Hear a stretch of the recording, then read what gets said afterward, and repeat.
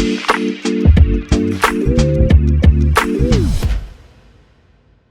right, hello, and welcome back to another episode of the Chase Thomas Podcast, where I'm still the aforementioned Chase Thomas, coming to you live from Knoxville, Tennessee, Everything School HQ, up there in, I shouldn't say up there, over there in Los Angeles, California. My good friend, 49ers Hubs, Evan Sowards. Evan, how are you, sir? I am exhausted. But you're a trooper, man. And for the good folks on youtube.com/Chase Thomas Podcast, like and subscribe, all that good stuff. Evan has the Niners lid, the Kyle Shanahan special, but he's got the chain. He's got the San Francisco 49ers chain. Yeah. This whole thing? Have you taken it off to sleep, or has it just been on? Bold of you to assume that I've slept yet. Fair enough. No. I literally, I gotta say, this is the least, outside of the game in itself, which was amazing and one of the best experiences of my life. My birthday was on Saturday, and I drove to the game because last minute the tickets were like, for me and my girlfriend, like the plane ticket was like $400, $500 a piece, which is absurd. So last second we were like, all right, let's just drive. So Saturday on my birthday, I drove to Santa Clara, where we got a hotel about a mile away from the stadium. By the time we got there, I was like, man, I'm tired. Let's just go to bed, make sure we're good for tomorrow. And then, got to the stadium at like 11:30, raged. I don't think I drank much at all. I think I had like 2 or 3 drinks, nothing crazy, considering all the people around me were just hammered. But we can obviously talk more about the game in general. But we watched the game, went and saw Sarah's family, who lives in San Jose, which is right by the stadium. So I was in the moment, one of the most amazing sports experiences of my life, and then literally everything surrounding it had nothing to do with the game. So I'm like still not like really fully decompressed on the fact that I just went to my favorite team's stadium to watch them beat the Cowboys in the playoffs and go to their third NFC championship in 4 years. That sounds about right. 2 in a row, 3 in 4 years. Yeah, I think that's right. Which is high marks, considering it feels like you never know who's going to be the quarterback when they make it to the NFC title game. Also here, Theo Ash of the Stay Hot Sports Podcast here on the Blue Wire Pod Network. Theo, good evening, sir. How are you? I'm good. I'm on a marathon run of podcasts right here. I just recorded. I'm starting a new one on Substack about the draft called the Potentially Great Podcast. And so we just recorded, me and my good friend Cole Topham recorded that and talked about all the quarterbacks and just jumped right from that into this. So I might sound a little bit like Evan by the end of this thing. Just grinding it out, just on the grind on this Monday evening. And it's kind of weird too. Like, we don't have any NFL stuff going on. Like, no Monday Night Football, no playoff games. It's just we're at the tail end here. We got 3 games left. It's kind of wild that we're at this point, but here we are. And I'm glad you're doing draft stuff, because I love your draft videos, and you can go check that out on youtube.com/stayhotpod and all that. Or not Stay Hot Pod. Is it just Stay Hot, or is it Stay Hot Pod? I think I said that. Oh, it's Stay Hot Pod on Twitter. And it's probably, if you just search Stay Hot on YouTube, it'll come up. And I think if you just search Theo Ash Substack, I think a couple of my scouting reports will come up that I've done so far on Bryce Young and JSN and some of the big names. So, yes, sir. That's what I've got going on. I love it. Well, let's get into the Niners. Like, Evan he's decked out for the occasion. The Niners take care of business. They beat the Cowboys. Survived the Cowboys, though. I know Evan's going to say he never had a doubt that they were going to lose that football game. But it's risky to go on your birthday and potentially ruin the birthday.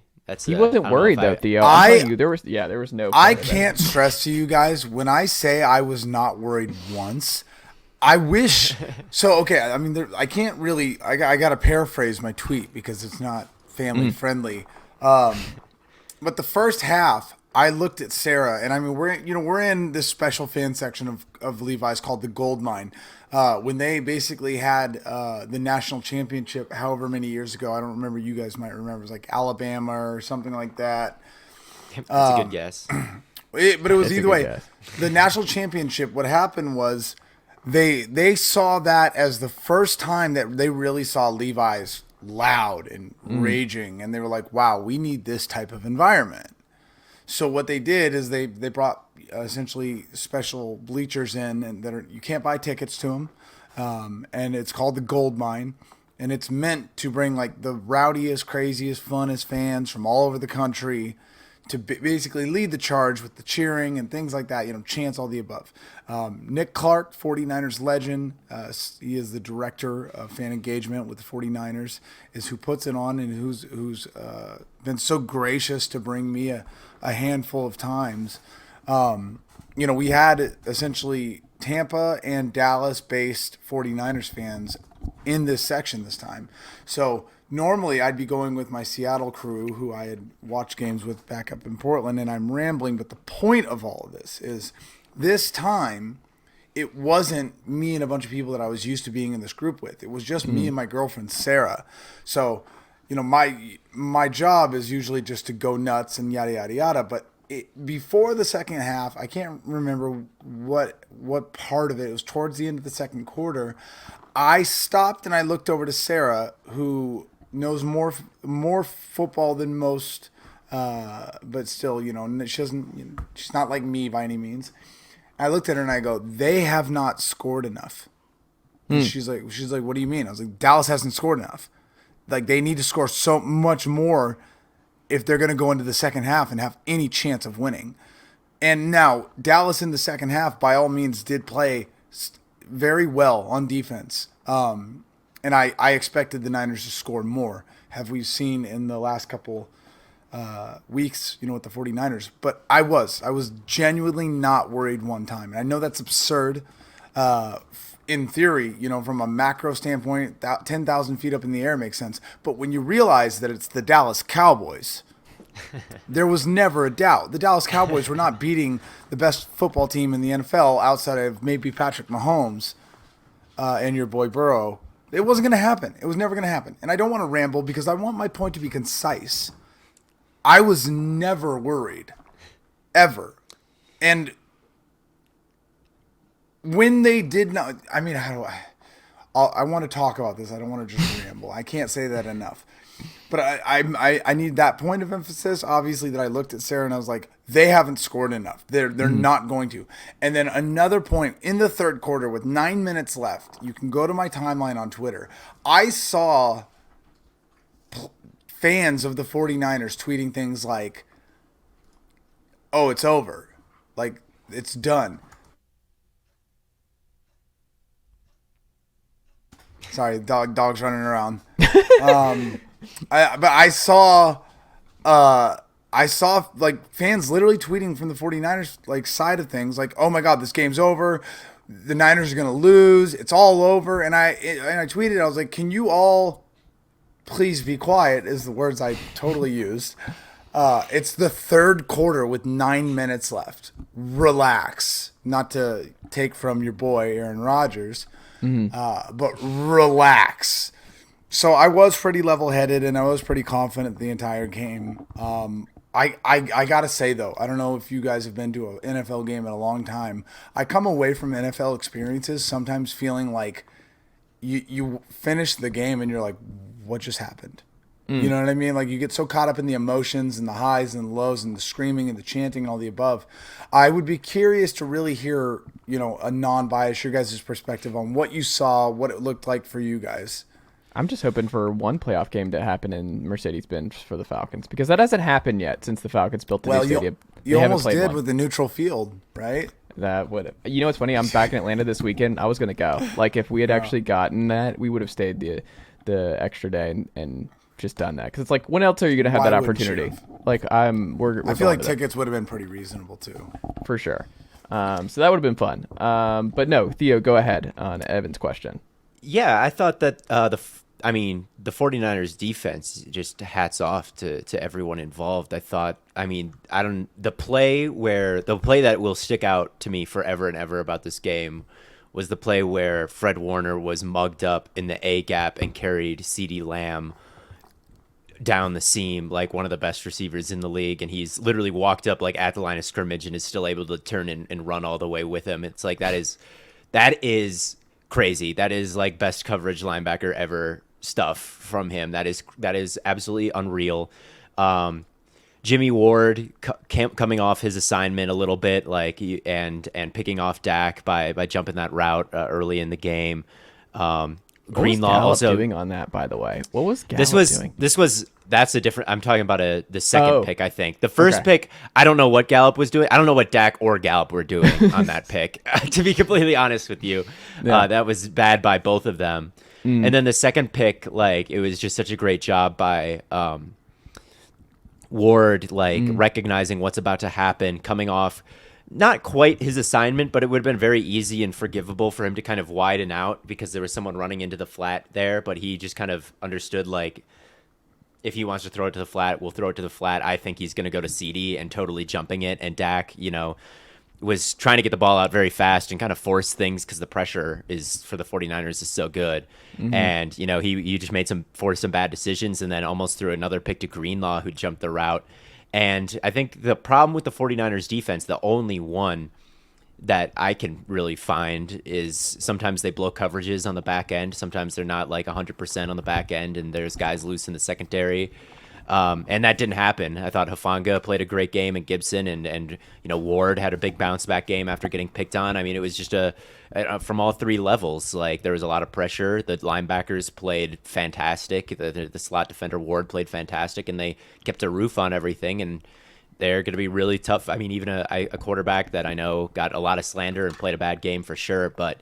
I'm still going to call him even a great quarterback like Dak, like couldn't do anything in that game against that defense. And you just got to take your hats off to them for that performance. Same with the Dallas defense on the other side. But at the end of the day, the 49ers was just better. They were just better. I got to say, as a 49ers fan, like one of the things that was always really apparent for me when you look at the two teams, and granted, it's not like I'm watching Dallas every week as a fan, right? Like you guys might watch film.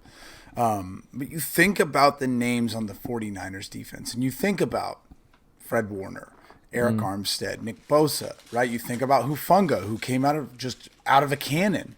You think about Charvarius Ward, this incredible free agent signing, like all these like names, right? And then you go, okay, well, there's Micah Parsons and there's Quandre Diggs. And then you remember Tank Lawrence, but like he hasn't been the same Lawrence of late. And I got to say, it felt like Dallas was going blow for blow on defense with less stars. It was really impressive. Dan Quinn, I told Chase at the beginning of this offseason he's going to be a fantastic defensive coordinator signing. And I think he's just doing so well with the roster that they've got. Yeah, and I mean, to bring it back to Warner for a second, because like Akash on Twitter, I don't know how to pronounce his name. Akash, and shout out to him. I was watching the game with him. He was in the gold mine.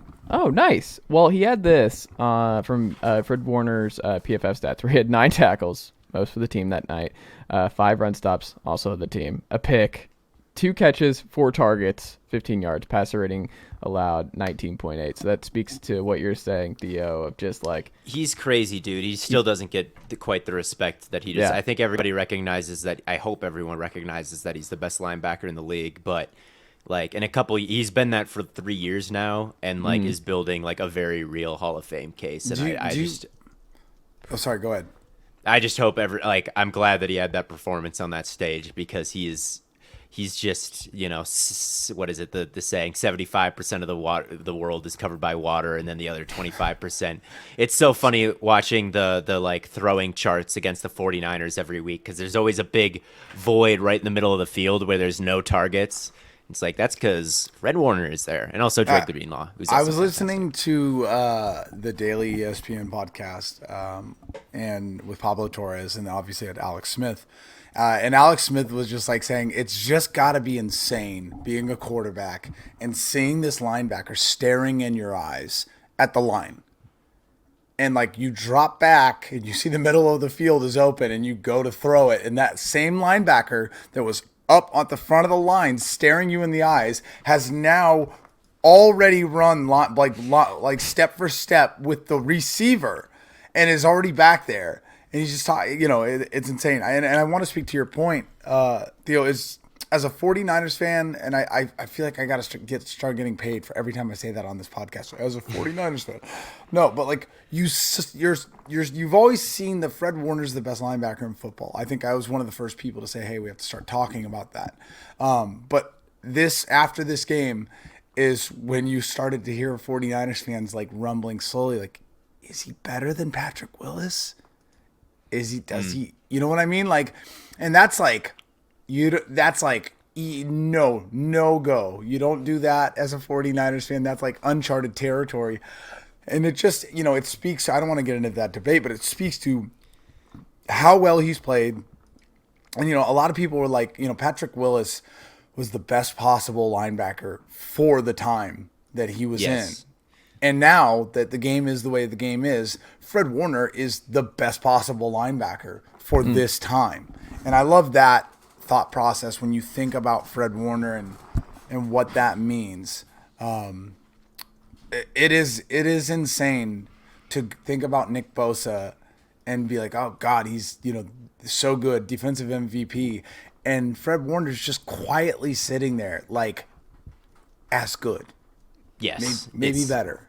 Yeah, it's tough to compare them just because their body types and the style and the era was so different with Willis and I wasn't really like analyzing film at age 10 when he was in the league, so I can't really say that. But yeah, I mean, they're both beasts. They're both beasts, and good linebacker play in the San Francisco 49ers have kind of been synonymous because they've kind of gone from kind of one era to the next and had the perfect guy for both. And yeah, I mean, it's as far as like Dallas goes, I think like the defensive tackles deserve a lot of credit there. I mean, the 49ers run game wasn't really like McCaffrey was mostly bottled up. I think towards the end of the game they started to chip away and became more effective. But overall, I thought they did a good job. Like the wide open crossers that you saw against Seattle, because Seattle just forgot how to play any kind of defense in that game. Like, and guys were 10 yards open every play.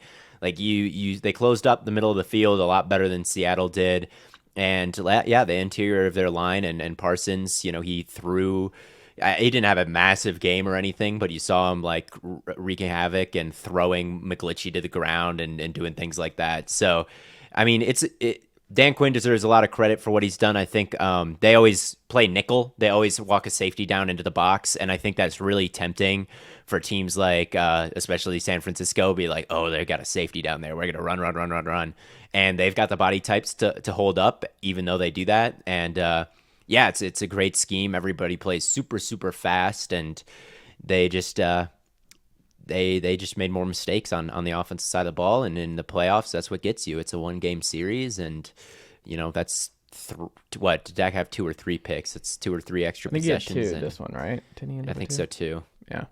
I think so but it's also the thing with Dak, because I think he like tied the league in interceptions this year, and he missed almost a month at a time, just about. But like the thing is, if you go through it, it's like some of those stats are like, that's PFF had a good thing where it's like, this is why we keep track of turnover worthy plays, and there was that Titans pick that bounced just off the Cowboys receiver's chest, and it goes into a Titans player. But like, I don't know, it's just his career the last couple of years is so strange because he's seen the highest of highs, MVP level guy, and now the big thing is just, and I think Dak's probably feeling the weight a little bit of this too, is just he was doing that when he was making nothing, and this is his last year of being a low cost quarterback for the Cowboys, and next year his cap hit is gigantic and it gets even bigger the next year. I think it's like in the 40s next year and then 50s the following year. And I mean, that's the problem the Cowboys, I think, have now run into, is Dak was really good as a bargain quarterback, top 10 to 13 type, and super cheap. And it's just like, oh man, we can spend all this money. And then it's like, well, here's step 1 to the cap casualties, where it's Amari Cooper. We can't afford him with this group, and we're having to, like with Dak, when you pay the quarterback, certain guys are no longer part of the plan. And now you're seeing I don't know. I feel kind of bad for Dak, because I think now he's at the point where everything's on him, and he's kind of being exposed a little bit, because he's a really good quarterback. He's just not. He's not that top 5. He's not one of the final. Yeah, that's the thing that bothers me so much about the quarterback conversation right now is everybody wants players like Dak to be talked like for the last 3-4 years. If they wanted you to be like, no, Dak is just as good as any of them. Dak's top 3, Dak's top 5. And a lot of people were just like, listen, Dak's really good, but he's not elite. And like I remember like the backlash you would get on that. And it was just, it never made sense to me of why it was such a pushback. You saw when Dak was a rookie and they had the best offensive line in football and they had these weapons and Zeke was the best running back, maybe one of the best running backs in the NFL. He was able to play really well. Things were done easy for him in a similar way that Brock Purdy is playing really well right now when things are being made easy for him. And it's just like the conversation couldn't just be he's a really good quarterback in a really good situation for himself. Everyone wanted to be like, nah, Dak is elite. Like Dak's one of the best. Like, Dak's better than Josh Allen. And I don't know if that's because he's on the Cowboys and they're such a polarizing football team, but like Bill Simmons said it best today or yesterday. He's just like, and I think Chase, you were saying it too. When you're putting the game in Dak's hands, and Tony Pollard goes out, and you don't have a Debo or an Ayuk or Elijah Mitchell or all these different options like the 49ers have, he can't do it. He can't. And also, is it fair to say that he can't do it when it is also the best defense in the NFL that he was playing? I don't know. There's a lot of variables, but the Cowboys got to figure something out. I suggest finding your backup and your potential new starter at the last pick. Well, they already got him. Cooper Rush went undefeated as a starter. He's sitting right there. Cooper Rush. You just got to give him the last pick in the draft. There's some gems there. It's funny you say that. I always think of it as the opposite with Dak, where no one can just admit that he's like pretty good, and everyone is like, because he's got the star on his helmet, everyone thinks he's garbage and like he's terrible, and everyone thinks he's overrated. When I think he's definitely not in that elite tier, but like Josh Allen can't win right against the Bengals, a great roster, when all he has is Diggs, right? And that's it's tough. I think the best 4 rosters in the league are the 4 teams left. I don't think it's the best 4 quarterbacks. It might be 2 of the 4 best quarterbacks, and Hurts is probably like 6th or 7th or something like that. So it's 3 elite quarterbacks, and I don't know if I'd put Purdy in that elite range right now. But but that Hurts thing is a point that's a great point though, because last year Hurts was what, a top 15 maybe? I don't even know if he was that. He's probably in the 15 to 20 range, and now he's That's my point. Is like it's okay to say they're good quarterbacks who need more help. Yeah. And Hurts this year is one of the most dangerous quarterbacks in the NFL, and it's because he's got his help with A.J. Brown and Devontae Smith. Well, it's also they just get the Bradburys off the cap casualty list, where they've just been able to just feast on other teams' mistakes. And you add Ndamukong Suh late, you have, like you said, the best. What Dak had early was the best offensive line in football. You've got this great running game. Miles Sanders has been healthy all year. You trade obviously for A.J. Brown, a true one. Like Devontae Smith is a one on a lot of other teams. Like he's just absolutely loaded, and the thing is, like, Jalen will run into the same thing that Dak did in a couple of years. It's like if the Eagles get to the point where they have to pay Jalen Hurts and sacrifice around him, well, then part of the issue, you're just going to run into similar problems, I think.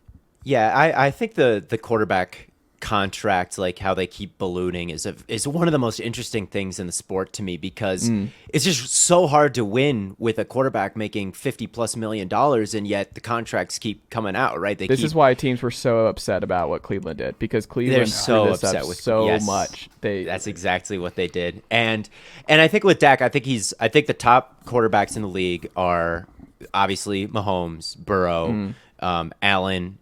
And I think I would put Herbert and Lamar in those categories. I think they could just be heliocentric. I think they can carry an offense to the playoffs. I think those are my top 5.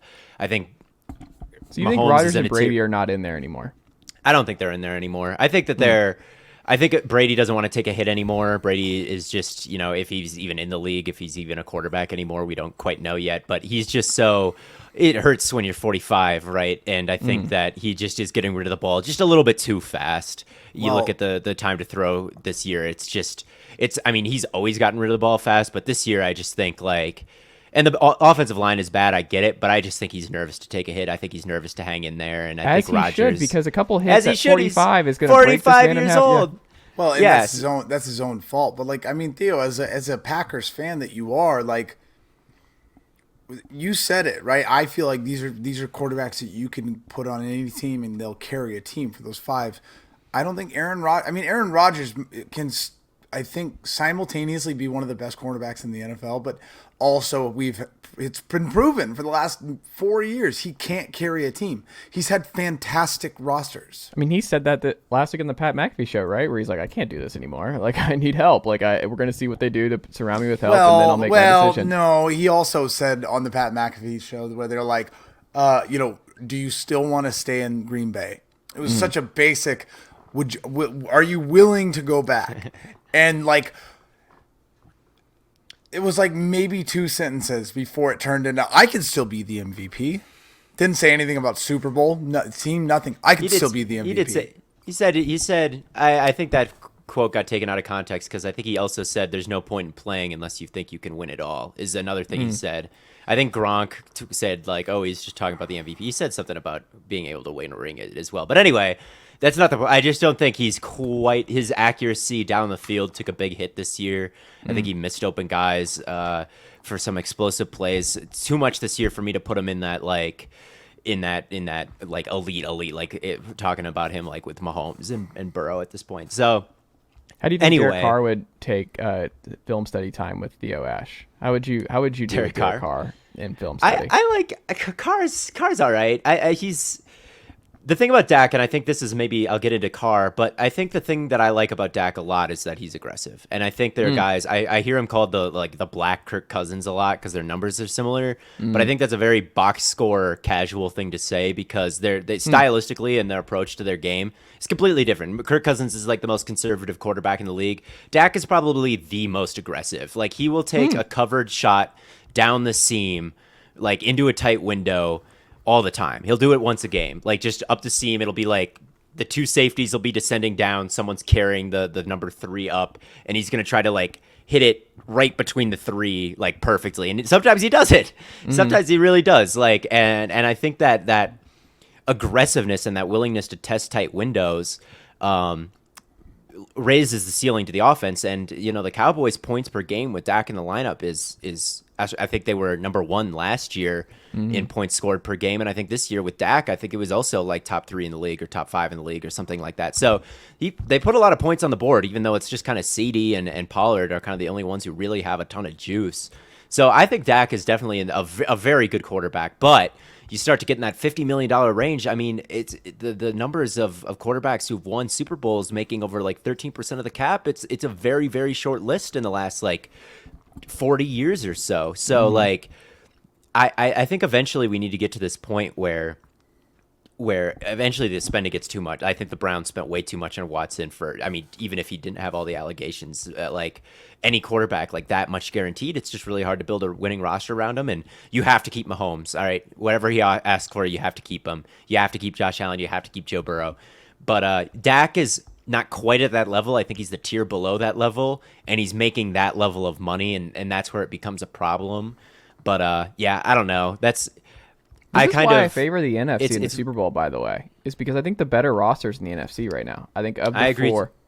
I agree too. I think I mean, sorry, Evan, but I do think that the Eagles are my pick, and I think they've got the best roster top to bottom. But yeah, I think the 49ers have the second best roster top to bottom, and I agree with you that I think the winner will come out of the NFC. I agree. Yeah, we're on the same page there. I will say, too, though, and the last thing on Dak and really just the Cowboys. The Cowboys have lost for the record 7 straight time in the divisional round and failed to make it to the NFC title game since winning their 5th Super Bowl following the 1995 title. That's just bonkers. Like, like, Cowboys fans, we give them a hard time, but that's excruciating.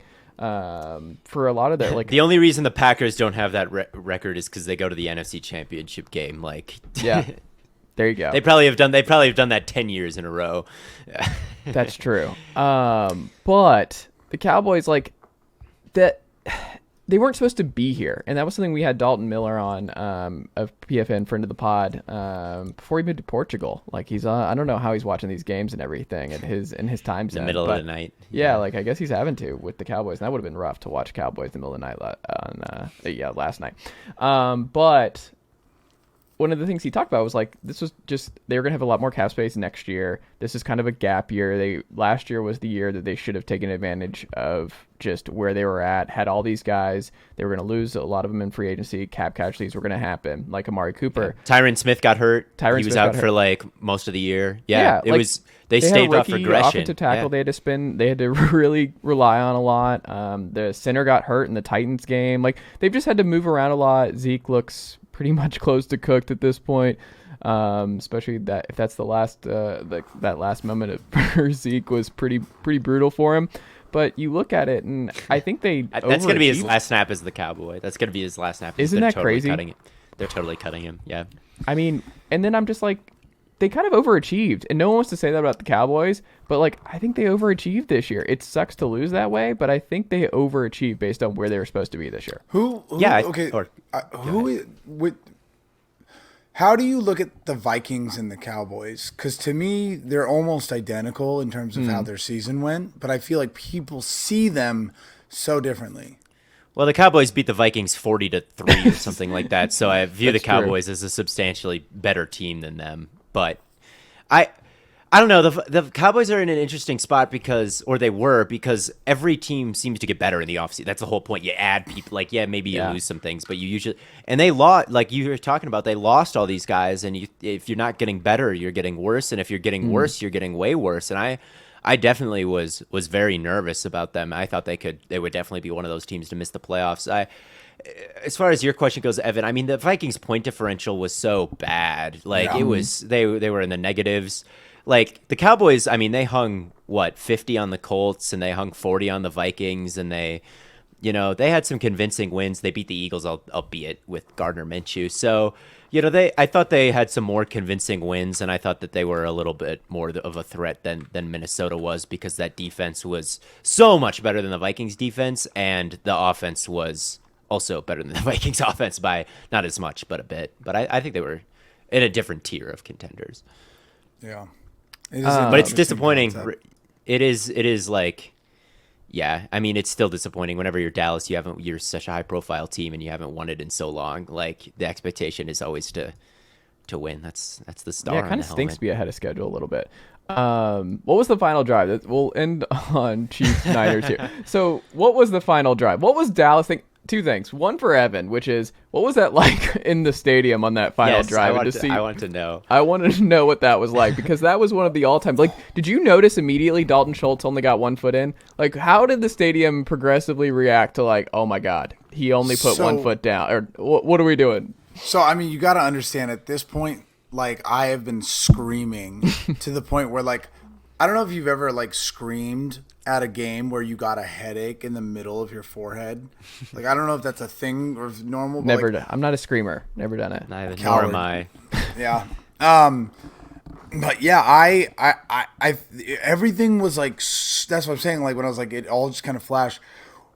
When Dalton Schultz caught the pass and did that, it was like everyone was like, but then you hear like, wait. And then wait, and then everyone just keyed in and they played it out on the and it was just like, oh my God.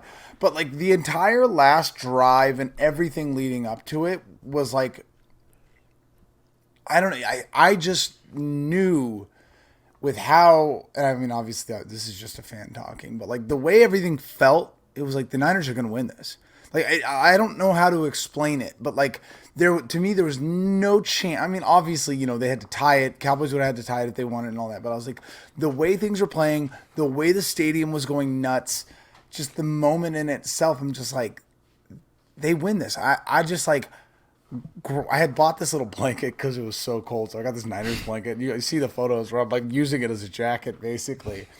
And I just had like my face in the blanket, like not crying, but like just happy because like we just knew. And like the only moment where there was kind of like, wait a second, is when the 49ers player ran out of bounds. Mm-hmm. I don't know if you guys saw Mitchell, that. what was he doing? Yes, that was stupid. It's because he went too far. It was like He one of those did. when you run for a little bit, you lose track of where you think you might score, and then you just keep going. Where he's like 20 yards upfield, and he's like, "Oh, I might be able to do this," and you just Like- forget the moment. Everything was a fever dream up until that moment. Like I feel like that was the most sober, because I was sober, like alcohol sober, but like that was the most sober moment of the game for me, because we were like, wait a second, okay, I thought everything was gonna go swimmingly, and then I was like, oh my god, hold on, is everything good? Is everything good? But like I don't know, the Niners just had it under control. So even when he had 1 foot out, like we were just already like everyone was rolling. I don't want to get too mad at the last play just because, like, what are the chances that a play that needs to get like 80 yards in like just one play, like the odds that works at all is crazy. And they had a bunch of skill position players out there, and like maybe I get that you want, like, for a lateral play you want a bunch of skill guys out there, because like what is a lineman gonna do? The journey's gonna be over as soon as a lineman touches the football. So like I get it, but like the execution was just so, like, Zeke getting pancaked and then immediately Turpin just getting killed. It was great slapstick comedy. I don't know if, like, I don't really care if anyone get, like, Well, I nothing just was gonna love work. the idea. Nothing was gonna work in that moment, right? The 49ers have a bunch of banshees on defense that are gonna, like, they're not gonna allow a 80-yard touchdown on the last play, but it was just a hilarious. It was really, really funny. My favorite part of that is, like, all game long they couldn't do anything offensively, and then, like, at the end of the game, rather than, like, not allowing Zeke to get just steamrolled, which was just mean, they're like, no, Last snap. they're like, it's so important that we have all of these offensive weapons that have never done anything this entire game on the field. We can't possibly have an offensive lineman block. Or, you know, it's gotta be Zeke, that he's just by himself, looking Eric like Armstead too. Yeah, no, it was a linebacker, or no, Al Shire, 51. Oh, it was 51. Okay. But it was like the sad version of Jon Snow in the Battle of the Bastards, where he's just like sitting there with his sword, except for there was no army that came and helped him. He just got lit up. Oh, so good. Yeah, I mean, we were talking about this, like, what would you draw up? And it's like, I don't know, man. Like, it's tough. Yeah, like, but, what's Kellen Moore? He's just like, this is probably it. we Like, don't have much. We don't have much in the playbook for this. I don't know. Like, maybe you'd like for it to work better, but I don't have any. You're not going to get a chunk. Like you said, the best answer here is, like, it's the Niners. Like, this defense. Like, what did you think that I thought the game was over when Purdy completed that third down screen to Christian McCaffrey, where I was like, oh, Kyle is he's putting this up for a chance with the rookie quarterback. Where, like, that's a moment where the Cowboys, if they had done something on defense, like a fumble, a pick, then I'm like, all right, they have a chance. But, like, Dak was not going 80 yards on this Niners defense with everything. Like, no one's going 80 yards. No one's on doing any it. defense. It's just impossible. But Yeah. It was hilarious. I got to give them credit. I laughed when I saw it. So It's tremendous content. I got to give them. It's not my team getting blown up. So you know. Yeah. The Niners have now won 12 straight games. Their last loss was where they got crushed by the Chiefs, which is interesting because that could be another Super Bowl rematch here, and a regular season rematch very much in the cards here. That would be great from a storyline perspective because that was not Brock Purdy who was playing in that Chiefs Niners game. There's some And context there. yeah, but ultimately, like, I'm curious if we get to that point because, man, I mean, based on the regular season DVOA from Football Outsiders, it's the most balanced Final Four in 25 years. Like, Nice. this is pretty wild. So, like, I would highly encourage folks to go read Aaron Schatz's piece on all this because that was, like, something I'd written down after the weekend of just, like, this feels like just the best four teams. Like, this is the NFL dream where it's like the best four teams. And I understand the Bills were really good on both sides of the ball all year long, but something always felt a little wonky with the offense. Like They weren't. It was too Josh Allen centric. Yeah. There's a reason the MVP has never won the Super Bowl, and that's true of, or they haven't done it since Kurt Warner in like 2001. It's been like a really long time. And sometimes the MVP of the league isn't even the guy who's carrying the most, because the guy who's carrying the most doesn't have the best roster because he's carrying the most. And the Bills felt like the Josh Allen hero ball show, and you just can't when you play against a great roster, like the great quarterback too, you just can't win by yourself. So it is the best four roster. It's the best four rosters, which is the way it should be. Yeah, and I think it's going to be fun. I mean, anyone who had Brock Purdy versus Jalen Hurts in the NFC title game before the year is what we call a liar in the biz. But it's also like there's just little things. We even talked about the Kittle play and from Purdy, where I'm sure in the stadium it was pretty bonkers with Kittle just bobbling it as he's falling forward. He said after the game, "I'm not even in the read, so I just kind of saw space, and he hadn't thrown it yet, so I was going up the field." Kittle said, "He gave me a catchable ball, and I was just trying to be dramatic, just for TV." I love him. Like, he's so great. And it's also Joker just tattoo and right. And the reason I bring up the Chiefs here and the loss, they're built kind of the same way. Like, the Travis Kelce show was all over the place in Jags Chiefs, and George Kittle was obviously extremely important. That big play set up that just what ultimately led to a Christian McCaffrey touchdown run. I think on that drive it was a 91-yard drive, but none of that happens if George Kittle does not do what he does there in the third quarter. Both teams, it's like the tight end position has been revitalized because George Kittle and Travis Kelce just, they don't get the same kind of love like the Mahomes and the Purdys and the Debos of the world, but like this is top tier tight end football, and that's something that I'm kind of rooting for. I just want to see the greatest two tight ends in the sport go back to back or go at it once again in the Super Bowl, because I think both will be used heavily and just be a pain in the ass for both sides. Gotta get past the Eagles, though, man. I don't know. Top to bottom, I think that team has the quarterback advantage. I think they have the offensive line advantage. I don't know if they have the defensive advantage, but I think that there's enough on the line and the quarterback that I do think they'll win the game. I don't know, Evan, if you've got a path to victory here where what I'm saying is wrong, but I just look at them and I say, like, what is a loss look like? How many points of failure would there have to be? Because there's just Pro Bowlers everywhere, like all across the line on both sides. They've got 70 sacks in the regular season. That's a ridiculous number. I mean, they just shredded the Giants, and the Giants aren't a very good roster, but they just completely put them through the paper shredder. And I think that that matchup might be a little premature, but maybe. Yeah, but the 49ers can do it. They have a great roster too. So I don't know if it's as good though. Let's talk about it a little bit. Okay, can you guys hear me all right? Yeah. Yes. Okay, I'm just making sure. Obviously, everyone wants to talk about the Chiefs at the beginning of the season. The 49ers had 4 pivotal starters gone. They did not have Brock Purdy. They did not have Christian McCaffrey. It was an entirely different team. The 49ers right now are not the same team. I'm still terrified of the Chiefs. PTSD by all means. I do think the Dallas Cowboys were the best team since the Chiefs that they had played all season.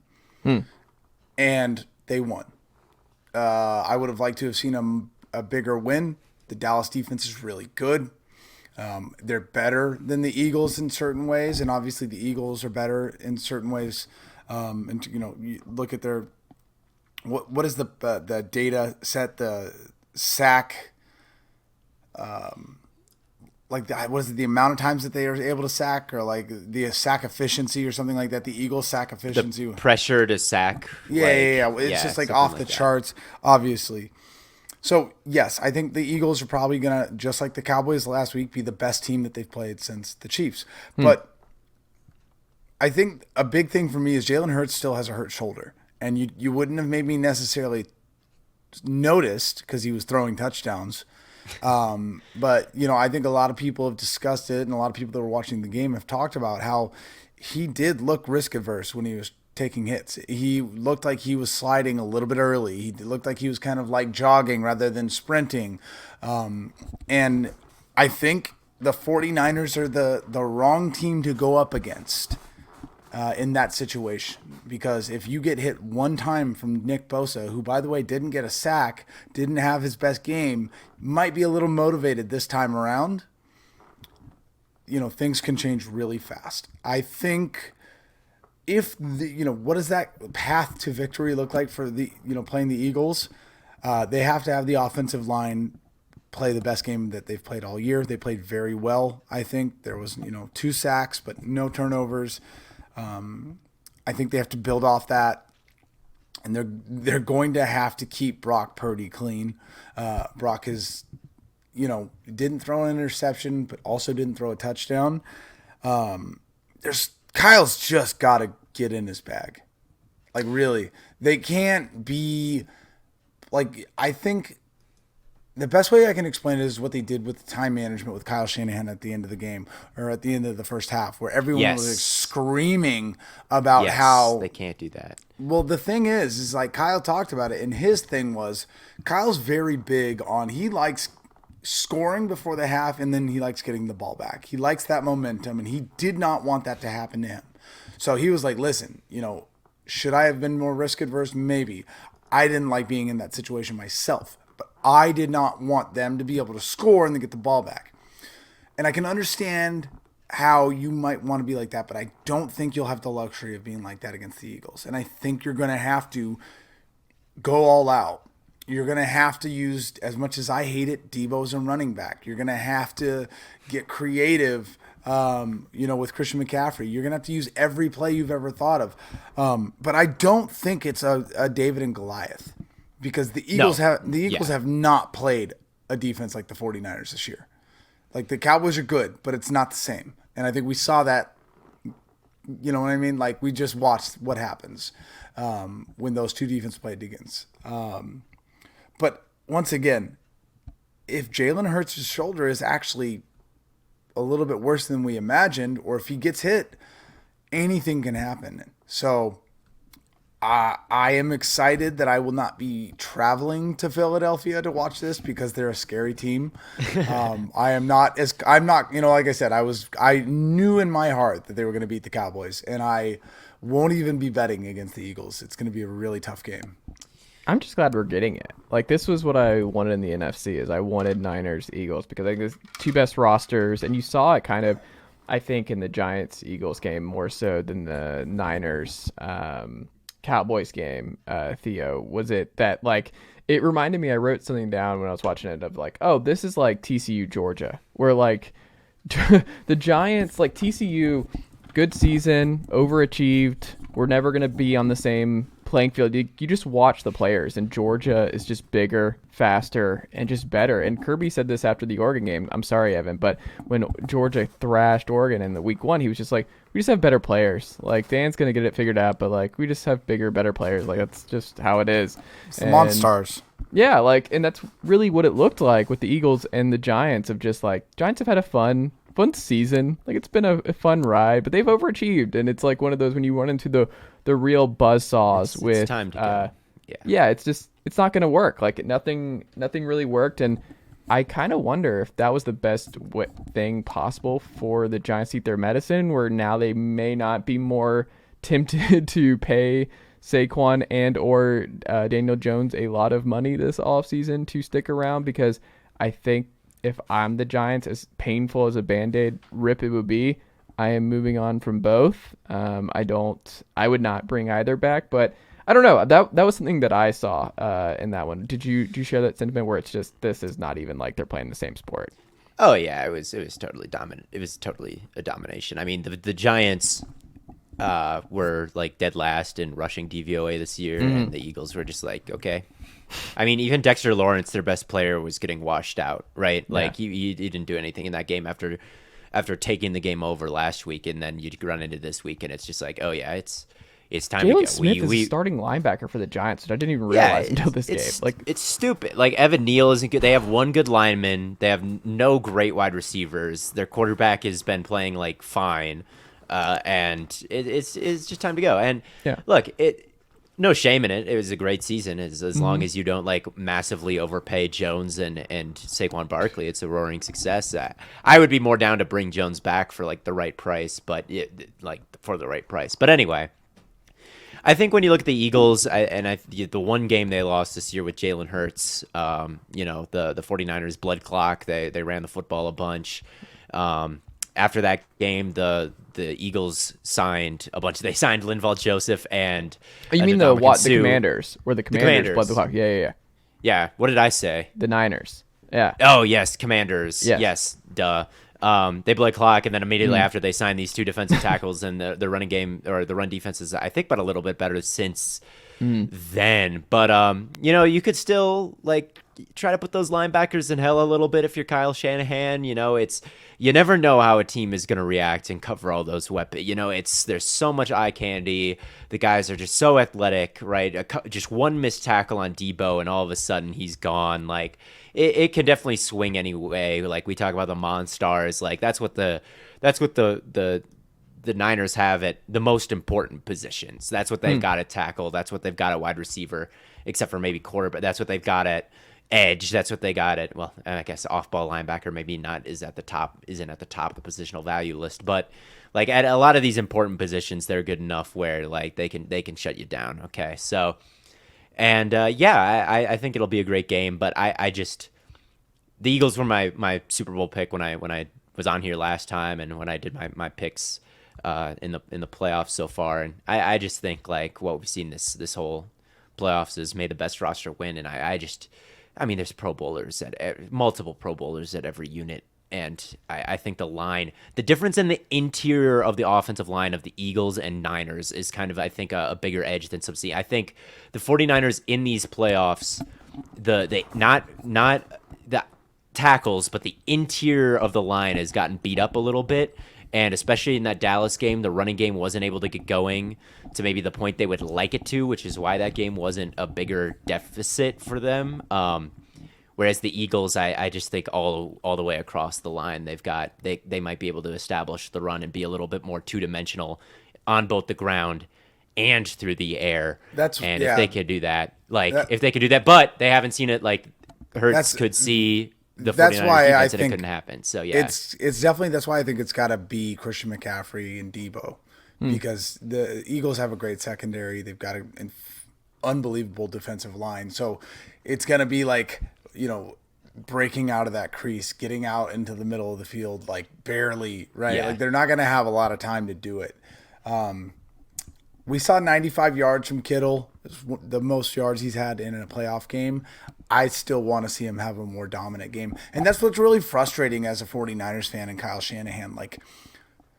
Andy, and people will say it's Mahomes, and I get that, but I don't think it is. I think it's Andy Reid knows how to get the ball to your playmakers. Mahomes was injured himself and was still getting the ball to the playmakers. And I really hope that, you're going to need to see a big game from Kittle. And that's corny as a fan, but you need it. You're going to have to attack right up the gut, the safeties and the off-ball linebackers for the Eagles, because you're not attacking Sweat and Reddick and the edges, the perimeter, with Bradbury and Slay. It's let's see what Epps has got. Let's see what, I know that these guys have all had pretty good seasons, but can you match up with, we're going to try to go beat you right up the middle, I think, is because on the edges. Kittle, though, has a good matchup in this one, right? When you say Kittle should be okay. Possible. Yeah.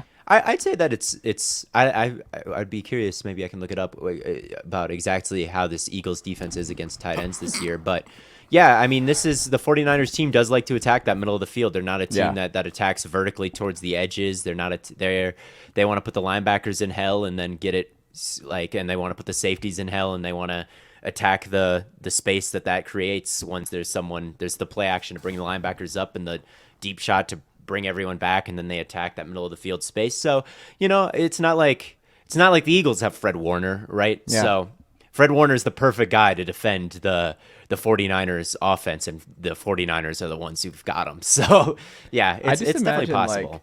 D'Amico Ryans is going to be before this game getting ready for Jalen Hurts, who we have not seen him take the kind of hits that he is probably going to take against the Niners in this one with the sprained shoulder, and see what he's looking like when he's going to be knocked around a little bit. As good as this offensive line is, he's going to take some shots, is my guess. And D'Amico Ryans, I just imagine him being defensive coordinator from Remember the Titans, where he's not one more yard, like that whole thing where it's just like, you are going to hit this man. I don't care what it takes. You are hitting and driving Jalen Hurts into the ground as many times. I don't care about the 15-yard penalty. You are driving this man's shoulder into the ground whenever possible, because we know what they have in Gardner Minshew. And if this man's shoulder's not working right, because we're hitting and it's a little bit dinged up and we're hitting him and he's getting a little spooked by taking the hits, then hey, this is an entirely different football game. Lane Johnson too is the all-world right tackle who is banged up and just recently returned to the lineup. So nothing's impossible. Like these in the end, like obviously when you get, this is the most evenly matched AFC champion, or not, we're talking about the NFC right now, but most evenly matched games that we've ever seen, I guess. So yeah, it feels like it, and it's definitely a toss-up in my mind. But I got the Eagles in this one, but. Well, there's this was also the other thing from Shatz I was going to shout out. He said, quote, "That means that there has never been a year where the top 4 teams in DVOA all made it to the conference championship game." This was because Buffalo lost over the weekend. That's part of the fun of the NFL playoffs. In fact, there's never been a year where the top 2 teams in each conference ended up in 2 conference championship games, even if those teams weren't the top 4 teams overall. So even if you have the 4 best teams or you have a top 4 roster, it still doesn't mean anything when it comes to the NFL playoffs. Like, it's still just not an exact science, which, like Aaron said, is part of the fun. But then there is an exact science, which is if Patrick Mahomes is your quarterback, you will be competing in the AFC title game, because the man has literally never not made the AFC championship game as a starting quarterback, which is we're undervaluing Patrick Mahomes, I think, which is, it sounds silly. I feel like the guy, he's like starting the Twitter meme where it's like this person starting arguments that don't exist with people, and it's like Patrick Mahomes is undervalued, and I'm like, I just think we're taking for granted the man has made it to the AFC title game every year as a starter. That's just silly. He's the greatest of all time. Like, if you could give me any quarterback in history, I'd like for a game you have to win it. Like, give me Mahomes. I don't care. Like, that guy, he could have a high ankle sprain and his foot could bend the wrong way, and then he comes out and he, balls out anyway in the divisional round of the playoffs. Like, he's just inevitable, dude. He really is. He's just best of all time. I think so. I mean, he doesn't have the greatest career of all time. Obviously, that's Brady. He's accomplished the most, and like Brady is the GOAT. But like the best quarterback that the league has ever seen. Like, the standard people hold quarterbacks to. Like, I was tweeted something about Burrow, and they're like, well, last week he only scored 17 against the Raiders. Like, that's like, dude, what else? Like, he has been so lights out, and then people are like, well, he only scored 17. People look, anytime you slip up once, Josh Allen, like, for the last couple of years, has just set the world on fire. He loses, he scores 10 points, and everybody's like, I don't know, why are we talking about him as this elite guy? Like, you screw up one time, and everybody turns against you, and no, like, you've never had that opportunity with Mahomes outside of, like, the one half last year against the Bengals when they dropped 3. He had that one bad half. But, like, outside of that, like, every game of his career, he's been great. He's the greatest playoff quarterback ever statistically. He doesn't ever lose games ever, and he has the most talent of anyone ever. Like, it's just, he's like, no, you're not. This peak is a peakier peak than anyone's ever peaked before. So I think that people talk about him, like Orlovsky today was like, well, Mahomes is more talented, but Burrow's the better quarterback. Like, no, dude. Yeah, Mahomes is the better quarterback. Like, he's better than everyone. Orlovsky's becoming very quickly like this hot take machine. Like, I don't care about his food takes, and now I'm starting to not care about his football takes. Food takes. I think when you're on those shows all day, every day, you just have to become ingrained with the take. I think the one thing that I will say, though, is like Mahomes is like the perfect example of like, you talk about like, oh, back in my day, these players would have played tougher. And it's like, yeah, back in your day, the quarterback was 6 foot and like 186 pounds. And like now Mahomes is like this Greek god that's just throwing the ball 90 yards on a rope. And it's just a different class. Like, even Brady, it's like, Brady is God, right? It's more Super Bowls. No one will ever break that record. But like, you put Mahomes next to Brady, even at Brady's prime when he was, lighting it up with Randy Moss. It's like, it's just a different like species almost. Yeah, it feels like he's from 40 years in the future. It feels like he's like, when we talk about, how athletes now are more athletic than athletes, 30 years ago. I think that's pretty well accepted. And like, if there was a team of guys from now and they played a team of guys from the 70s, the team of guys now would just blow them out of the water. It feels like Mahomes is from the team of guys from 2050 and he's come here to like play all the scrubs from the old vintage era. He's just different. But he's only won one ring in those 5 times, and you need the best roster, right? Like it was a buzz. You ran into Tom Brady and the Bucks, and the offensive line got completely shredded, and Tom Brady like was basically able to sleepwalk through that game and win. And so I think, and they lost the Bengals like the last couple times they played them. So as good as Mahomes had a self-destruction moment in that game. Like Mahomes, he self-destructed a little bit. That's like the one blemish on his resume so far, right? Like I honestly think that Super Bowl against the Bucks, this is a hot take, I think that's one of the best quarterback games I've ever watched ever. I think he had like 10 throws in that game that were like, oh my God. It would like, he'd like do a 360 and hit Tyreek Hill in the face mask, and it would just bounce off the face mask. And it wasn't just the 2 in the red zone where he spun around or dove. There was like 5 more in that game that were like that I was just like, this guy is doing, like, I have never seen anything like this before, where he's just doing the like throw after throw. But anyway, I digress. They're even drafting well, where it's like they move on from Hill and they have Pringles in the backfield, where he had that big run where he just gets downhill and you see his head go down. And you're like, what is this speed? Like, how did they find this guy? Like, what is this?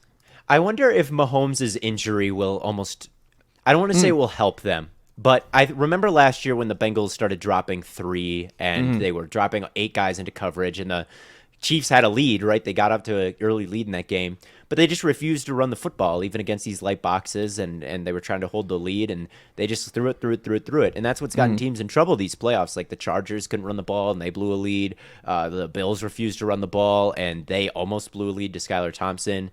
And the Chiefs, I think, if they can get out, if Mahomes is a little bit banged up, I almost wonder if leaning more on Pacheco will Pacheco, by help the way, them. I meant Pacheco, not Pringle. Yeah. I almost wonder if that could help him be a little bit more balanced, and I wonder if they might be better for it. If Mahomes is still playing at a high level with the ankle injury, not like he can't move or, he's clearly not right. Like, obviously that would be bad. But if he still looks pretty good like he did in the second half of that Jacksonville game, and they run the football a little bit more and they're a little bit more balanced, I actually think that could be a good thing for this team against this Bengals. I think they were too one-dimensional last time, and I think one-dimensional gets you beat. So I don't want to say it's good that he hurt his ankle, but I think it could inspire them to do some good things.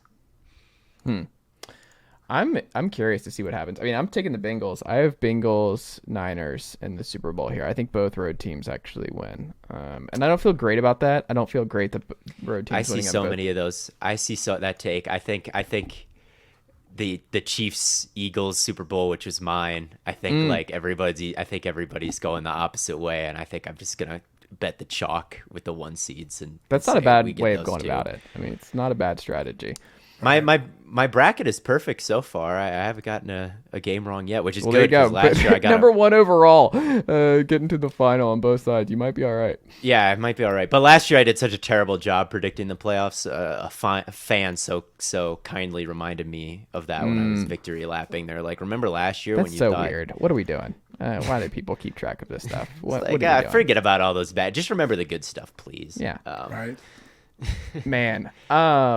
The right scheme, kind of pivoting off this real quick. The right scheme for Justin Herbert to thrive in is what, Theo? So when you're thinking about the next OC for the Chargers, the next scheme for him is what? I would love one where there's just guys catching it on the move, really. I think, like, I would like something where there are real crossing routes happening and he is able to, hit someone in stride and let them pick, and the journey doesn't end right there. Because right now it's a lot of these hitch routes. It's a lot of these, guys sitting down, stopping at the sticks. And, Keenan Allen's like maybe the best at that. He knows when to stop at the sticks better than anyone does. But like, what does he do after that? So it's nickel and diming your way down the field the whole time, right?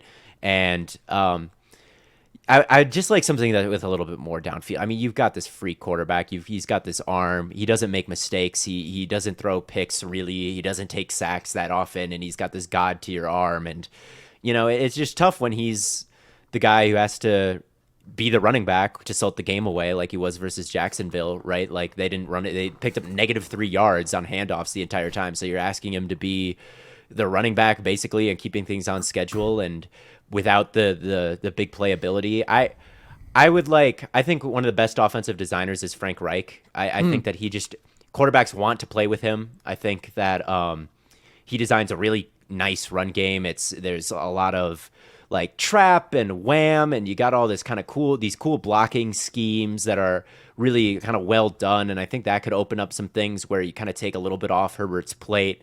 And then I think he's just a smart guy and would know like, hey, let's have some guy like he can kind of reinvent himself. And I think he would cook up something nice. I think that he should just take the Cardinals job. Like the Cardinals should just offer Frank Reich to that job. Give him Kyler in that group and see what he does. That would also be fun. He would probably scheme up some of the sickest running plays you've ever seen with Kyler Murray. He knows how to. That guy knows how to scheme a running play. That's for sure, and a passing play. He's just good. And I'd like to see him paired with that. I'd like to see a little bit off of as much as I like Herbert. Once you get to the playoffs, I think these playoffs have shown you got to be two-dimensional. The Bengals won that game because they could hand it off to Joe Mixon and pick up 7 yards every time, right? They were able to salt that game away against a really good offense. And I think eventually the Chargers, if they want to have any playoff success, they need to be like Eckler has never had 20 carries in a game ever in his life. Never in his career has he had 20. Yeah, I think they have to draft a running back early. I'd like to see a bell cow. I'd like to see him lean a little bit more on that. I'd like to see him more two-dimensional, and I'd like to see just a little bit more of an offense with explosives baked into it. And I think that's what something like that. I don't know. That's pretty a bland description, but I think just something else. Something else. If the Chargers go 14-3 in the regular season, they have the number 1 seed in the AFC. Would you still put them in the Super Bowl? Would you still be able, after what just happened this year, would you be able to do that kind of damage to yourself all over again? Would you buy the stock and be like, yeah, this feels right. I think they're going to break through. They're the number 1 overall seed. They should be fine. Frank Reich is calling the offense. Hey, if Frank Reich goes to if he goes to the Chargers, I think I'll have a lot more faith in what's going on there. Brandon Staley stresses me out, but at the end of the day, like as much as it is fun to talk about the Chargers, yada yada yada, like they did sign J.C. Jackson, and he ended up not playing well and then getting injured for the rest of the year. Joey Bosa was injured. Like I think any team that had the issues they had with injuries and stuff is going to happen. It's going to end up like that. The reason why the Chargers Slater too. The reason why the Chargers played as well as they did and stuck around for as long as they did is because Justin Herbert is that good. Now, if he has to go through those things again next year, no, obviously not. But I think, you look at the Niners, they've got the depth, they've got good luck with injury this year, knock on wood. I think I would love to see Justin Herbert get some of that good fortune next year. Have you considered season tickets for Herbert and the Chargers? I have, yeah. I've actually I thought about the Niners. I thought about the Chargers. I was like, well, you logically should get the Chargers because you could go to the games. Yeah. But then I was like, yeah, but then I would feel like not getting the Niners season tickets. You'd also overlap, right? You miss a lot of Niners games live, I think, because they'd be on. I also just don't want to get season tickets just because every time I go to a game of the Niners, I end up like this and I'm like dead for 3 weeks. Your body can't handle it anymore. We're all washed, Evan. I'm just gonna get really into clapping. Be a big clapper. We need to get you to the Masters is what needs to happen, and it will completely change how you view sports fandom because you got to do the little claps. Like it's a very quiet. Nah, I think I'll stick with the Waste Management Open, the Waste Management Open. That is a fun event. I'd never been to a golf thing before. It's in Phoenix. When I lived in Phoenix, we went and there was like a grandstand and they had free alcohol. Hole. It was like, the grandstand was there was a hole in one when I was there, and everyone just threw everything onto the course. They were freaking out. And later they had another grandstand somewhere, and it was like kind of poorly constructed. It was out of like wood, and it was like kind of thrown together for the event, right? And so we kind of snuck into this VIP section and then went up to the top. We didn't have any wristbands, which you were supposed to have, so we just kind of like walked around like this. And it was free drinks. It was free food, and I don't give a shit about golf, dude. But like free drinks, I can get into anything. That is how golf is supposed to be appreciated.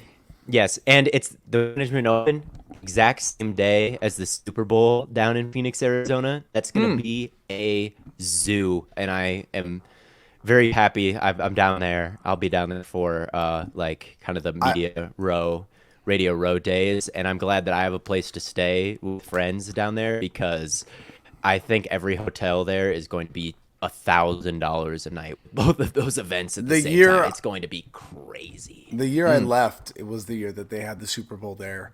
And I remember I was leaving days after, like that was the year I met Patrick Willis at Bottle Blonde. And yeah, I mean, we'll see come this next weekend, but I might be going. Hell yeah! I might be coming down to Scottsdale, seeing some old buddies. There you go. Well, there's the meetup. Let's do it. The Stay Hot Chase Thomas podcast. Evan Sowards. Let's get the meetup going. Theo and Evan. Radio Row. There. I'm excited because there's so many like mutuals that I have online on Twitter that I've never met before, and I'm hoping that I can like actually talk to some of these people in real life. Well, you're going to catch everybody by surprise, Theo, because I don't think anyone's going to be suspecting you being 6'4". Like Evan and I both just like were completely perplexed that's your height. Never in my life would have expected that. No. Yeah, no. And hold on. Not only that you're 6'4", but you're 6'4" and you don't play golf. Every tall white guy I've ever met plays golf, and especially one that wears hats like that. Yeah. I'm full of surprises, man. I try to divert expectations at wherever I can. No golf. I just bird watch, and I'm not actually the 5'10" kind of hyper short king. I'm just tall and maybe a little. 5'10's not short king. What is this nonsense? No, you're right. That's the most I'm sorry. Guy thing I've ever heard in my life. Not 5'10. You're right. I'm sorry. King. What? Listen, I meant to say 5. I meant to say 5'2". The soul wrong in Chase just like got sucked out. He's like, I didn't mean being it like attacked. That hurt really bad. I'm 5'11", but I'm like, whoo. I meant to say 5'2". Oh my goodness. The wrong T. 5'2", 5'11". It's all the same. That man said 5'10" short king. That is oh my god. That is a very tall guy thing to say. That's oh not my god. That hurt me. Evan saw it. That hurt. Last thing we'll wrap up here. I'm never getting invited back. This is my final. Goodness. My final. Trey Lance, Evan. On this podcast. Trey Lance. Do you think he gets traded to? I'm glad you asked because I'm glad you asked. Here's what I'll say. Brock Purdy's been a great story. I don't think I'm ready to have Brock Purdy be my starting quarterback. I don't want to get stuck in a Joe Flacco situation. Okay. I don't want to get stuck in a Kirk Cousins situation. Like, it has been really fun to see Brock Purdy be successful with the fantastic roster that he has. I don't want to know what Brock Purdy looks like with this roster. I don't want to see the Dak Prescott version of Brock Purdy. And can Brock Purdy get better? Yes. But I don't want to be reminded of why he got drafted the last pick in the draft. So, I know it's maybe a little faux pas to be saying that during a playoff run where he's playing well. But Trey Lance was drafted for a reason. The kid's got talent. I want to see what it looks like. And if that means quarterback competition, sure. Has Brock Purdy earned the right to go into camp next season with presumably, the Matt Flynn level of this is my job? Yeah, sure. But Trey Lance should be able to go in and beat him. And if he can, he should. They traded 3 first-round picks for him. But doesn't it change if they win the Super Bowl? Like, if he wins the Super Bowl, it's over. Like, you have to trade Lance. Well, what does the Super Bowl look like? Does it look like yesterday? Doesn't matter. Like, he's a legend, and there's the fan base. Chase, let me look at me. Stop. I know you're looking at the monitor right now. Look at me. Okay. I'm looking at you. Okay, I swear to God, it matters. It does matter. If he wins a Super Bowl, yes, we'll all be happy. Quest for 6, yada yada yada. Absolutely. Oh no, he lost yelling at me. No, it's still gone, Evan. I don't know what you're saying to me. You're trying to yell at me. I know exactly what it does matter. It does absolutely matter. I'm like pulling this thing up as far as it can go. No, but I mean, like, listen, I don't want, as a 49ers fan, to get stuck in that loop that a lot of teams did where they go, oh, but we're winning, we're playing well, we've won these playoff games, we have to ride with this quarterback. I think the Niners and Kyle Shanahan and John Lynch have the opportunity here to go, Brock, what a season. That was so cool, huh? Especially if he wins. Like, dude, you've got the job, right? Mm-hmm. Trey's still going to compete. How about Trey and Debo for Lance and Pitts? Or for Pitts and... Wait, who? Yeah. No, hold on. I did that backwards. Hold on. Trey and Debo for Pitts and multiple firsts. So the only like stipulation that I will say towards your what if is he went to South Carolina. Debo would be a lot happier in Atlanta. I think Debo's going to be gone regardless. No, see, I'm solving all kinds of problems for San Francisco. By the way, I said that to my girlfriend. Like, just in confidence, just us. I was like, with everything that happened, with how well the offense has played without him when he was injured, I think he might just get traded. Maybe he wants to go somewhere cool. And then Sarah, like, repeated that in public, and I looked at her and was like, no. You don't say that around other Niners fans. Oh, that was funny. But, no, to answer your point, if they win the Super Bowl, I won't care. Nothing matters. Yeah. You won't be able to even ask me because I will be buck naked running down Main Street in San Francisco until they arrest me. That's our last pod. You'll be serving time away. Evan Sowards will not be on the pod for a couple of years serving his time. It won't matter, and I think you'll have to maybe just give Trey the opportunity to go compete somewhere else. And if you can get a Kyle Pitts and a pick type return, Kyle's an incredible player. I would love to see him next to Kittle. Yeah, logically that makes sense. I just don't want to find out what Brock Purdy's limitations look like when they don't have as good of a roster. I think that what's at stake is a dynasty. I think that, you've got the play caller and you've got the weapons that, you could really, really be like the Warriors of the NFL with the amount of talent that they've got all over the board.